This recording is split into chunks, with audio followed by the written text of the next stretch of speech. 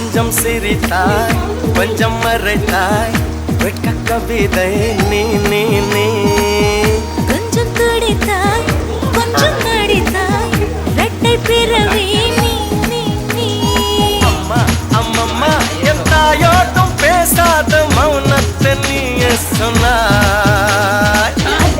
அப்பப்பா நான் யாரோட பேசாத முத்தத்தை நீயே தந்தாய்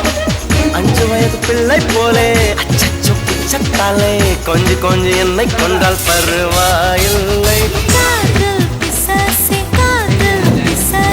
ஏதோ சௌக்கியம் பருவாய்